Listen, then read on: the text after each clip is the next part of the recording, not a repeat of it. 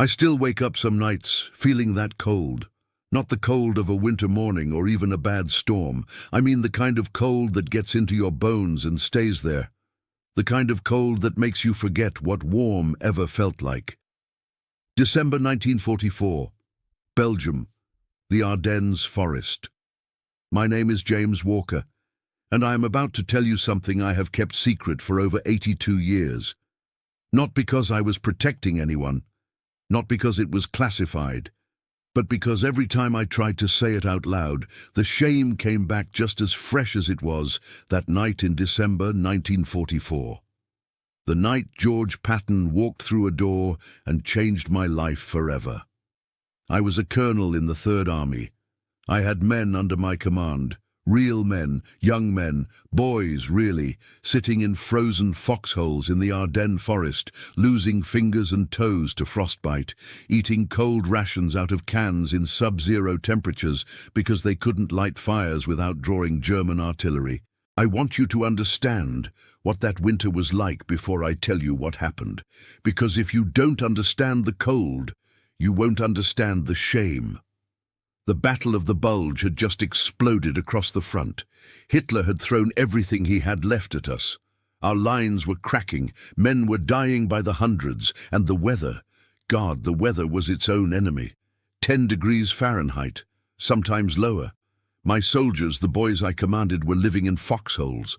Holes dug into frozen Belgian ground with entrenching tools and bare hands. They couldn't light fires. Smoke would give away their position. German artillery would find them in seconds. So they sat in those holes, in the dark, in the ice, watching their breath freeze in front of their faces. I had a private named Kowalski, 19 years old. Kid from a small town in Iowa, had never seen snow deeper than 6 inches before the army shipped him to Europe. I remember his face, young, freckled, always trying to smile even when there was nothing to smile about. His boots froze to his feet one night. When the medic finally got them off, skin came with the leather. He lost 3 toes. And I was not in a foxhole. It started practically enough, or so I told myself. We needed a coordination point, a place where senior officers could meet, communicate, plan. The front was fluid, chaotic. We needed stability somewhere behind the lines. Someone found the chateau, a French aristocratic estate, 3 stories of stone, 18th century construction, untouched by the war. The family had fled, left everything behind. Fireplaces in every room, beds with actual mattresses, a kitchen stocked with food the locals had left. The first night I told myself it was temporary. The second night I told myself it was necessary. By the second week, I stopped telling myself anything. I just sat by the fire, ate hot food off porcelain plates, drank wine from crystal glasses, and tried not to think about Kowalski's toes. There were 12 of us, senior officers, colonels, majors, men with real responsibilities, real commands. We had convinced ourselves, or maybe just agreed silently never to question it, that we deserved this, that our work was important enough, our stress heavy enough, that we had earned the warm room and the hot meal. We were wrong. We just didn't know it yet. December 18th, late evening. I remember the music was playing. American jazz on a phonograph someone had found in one of the upstairs rooms. There was wine on the table. Real wine, not the rot gut we'd been trading cigarettes for at the supply depots. Someone was telling a joke. I remember laughing. And then I looked up, and George S. Patton was standing in the doorway. No announcement, no aide preceding him, no warning. Just Patton, in his helmet and his ivory-handled pistols, standing perfectly still in the doorway of our dining room, looking at us. The laughter died so fast it was like someone had cut a wire. Forks froze halfway to mouths. Wine glasses stopped in mid-air. Nobody breathed. His face showed nothing. That was the terrifying part. No rage, no disgust, no visible emotion at all. Just those eyes, moving slowly around the table, touching each of us one by one, like a man taking inventory of something he intended to throw away. I was the senior officer. That meant it fell to me. I stood up. General Patton, sir. We weren't expecting you. We're using this facility as a temporary headquarters for coordination and—" He raised one hand. I stopped talking. He walked into the room slowly. Not stomping, not aggressive, deliberate. Like a man who had all the time in the world because he had already decided what he was going to do. He looked at the fireplace. The roaring logs, real logs, not the green wood we rationed at the front. He looked at the wine bottles. He looked at the food. He stopped at the table, reached down, picked up a piece of bread from the basket, examined it like it was evidence, and set it back down. Then he looked at me. "Where are your men, Colonel?" I swallowed. "Sir? Your men, the soldiers you command. Where are they sleeping tonight?" "They're at the front, sir. Defensive positions. Foxholes." "Foxholes?" "Yes, sir." "How cold is it outside right now?" I didn't want to answer that. "I'm not certain of the exact 12 degrees Fahrenheit. His voice was flat, almost conversational. "I just came from your sector, Colonel. I saw your men. They're in holes in the ground. No heat, no shelter. Eating cold rations because they can't light fires without drawing artillery." He paused. "I saw a private, 19 years old, from Iowa. His feet were frozen inside his boots. Medic was cutting the leather off him. The room was a tomb. That boy is going to walk with a limp for the rest of his life." He let that sit there between us. Let it fill the warm room, the firelit room, the room with the wine and the music and the silk sheets upstairs. "And you are here," he said quietly, "eating hot meals, drinking wine, sleeping in beds." One of the other officers, a major named Caldwell, tried. God help him, he tried. "Sir, with respect, we need rest too. We can't effectively command if we're—" "You think you're commanding?" Patton's voice didn't rise. It dropped. Somehow that was worse. "You think leadership is happening in this room?" He pointed toward the window, toward the darkness, toward the 5 miles of frozen forest between us and our men. "Your soldiers know you're here. They always know. Enlisted men talk. They know you're warm while they freeze. They know you're eating while they chew cold rations out of cans." He looked at me again, directly at me. "Do you know what they think of you right now, Colonel?" I could not answer that, because I knew, I had always known. I had just chosen not to think about it. What he said next, I have repeated to myself almost every day for the last 40 years. Rank is not a privilege, it is a burden. Your job is not to be comfortable. Your job is to be worthy of the men who are dying for the orders you give them. Then he looked at his watch. "You have 10 minutes.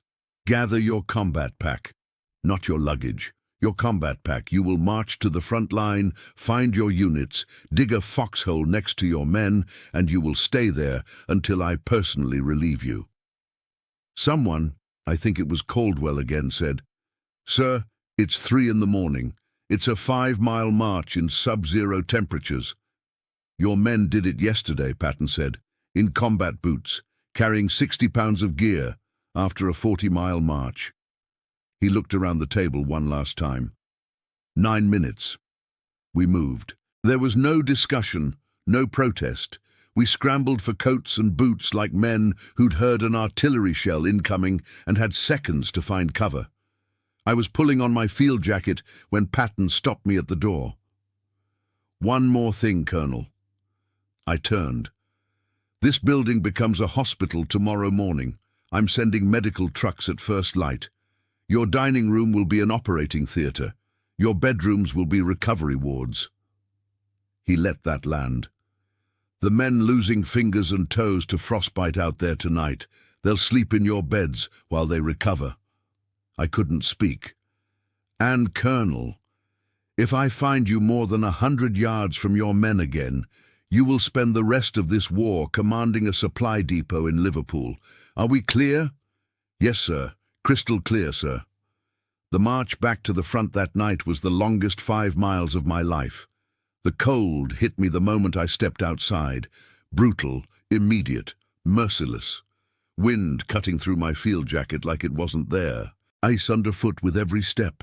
my breath coming in clouds that froze on my collar, and I thought about Kowalski. I thought about all of them, sitting in their holes right now, in this, every night, without the option of going inside.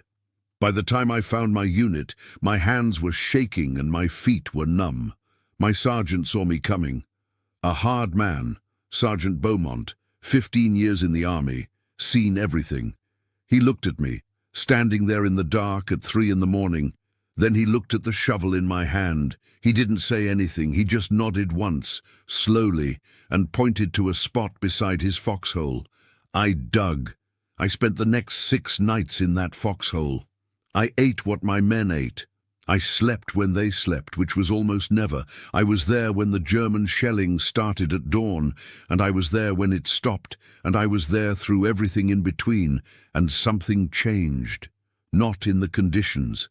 The cold didn't get warmer. The rations didn't get better. The artillery didn't stop. Men were still getting frostbite. We were still fighting for every frozen yard of Belgian forest. But the men around me, they were different with me there. Or maybe I was different.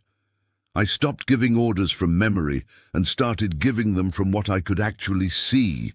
I stopped estimating what my men could endure and started knowing, because I was enduring it with them. And when I asked them to hold a position, to push forward, to stay in that hole for one more night in the ice, they did it.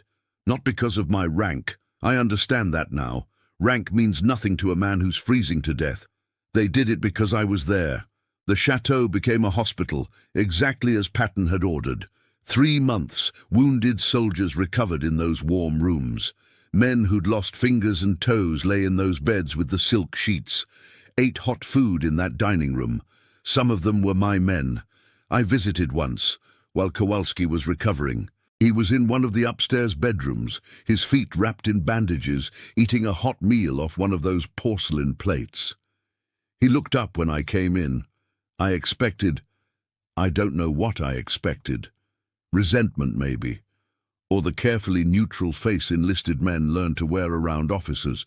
Instead, he said, "Heard you been in the hole with Beaumont's squad, sir." 6 nights, I said. He nodded. That same slow nod his sergeant had given me in the dark. "Good," he said. "Just that. Good." It was the most meaningful thing anyone said to me during the entire war. After the war, people asked me what I learned from Patton. They expected something about strategy or tactics or the mechanics of command. And I would tell them about flanking maneuvers and supply lines and all the things that sound right in a lecture hall. But what I actually learned, what Patton burned into me that night in the chateau, is something simpler and harder than any of that. Your people are not following your rank. Every single day, they are deciding whether to follow you, and they will only follow you, really follow you, through the cold and the fear and the impossible things you're going to ask of them if you have proven that you are worth following. You prove that by being there, not visiting, not checking in, being there, carrying what they carry, enduring what they endure. Rank is not a reward, it is a weight. The higher you rise, the more of it you carry, the more people are depending on you to show up, to stay, to not disappear into a warm room while they sit in the cold. Patton knew that. He had always known that. It took him finding me in a chateau with a wineglass in my hand to teach it to me. I am an old man now. My knees ache. The cold still bothers me more than it should, some nerve damage from that winter that never fully healed. Sometimes, on the worst nights, when the temperature drops and the wind picks up, I lie awake and I feel it again, that frozen Belgian ground. That foxhole, Beaumont's shoulder 2 feet away in the dark, and I am grateful for it, because that night Patton didn't just kick me out of a chateau. He handed me back the only thing that actually matters in leadership, the right to be followed. I just had to earn it. Before I tell you what Patton ordered me, take a second and hit subscribe, because this isn't just another war story. This is something I lived, something that never left me. That winter, the cold wasn't just weather, it was an enemy. My men were freezing in the mud, their hands numb, their boots soaked, their hope fading with every passing night. We hadn't slept properly in days. Some of them couldn't even feel their fingers anymore, but they still stood their ground. And then we heard something that didn't sit right. Officers, our own officers, were living inside a French chateau. Warm fires, dry beds, full meals, while my men, the same men risking their lives every second, were out here slowly freezing to death. I didn't want to believe it, but then he arrived.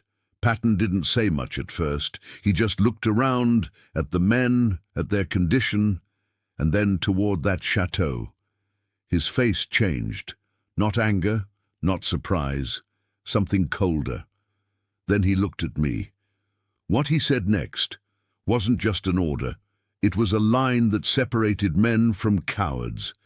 And what I had to do after that is something I still think about to this day.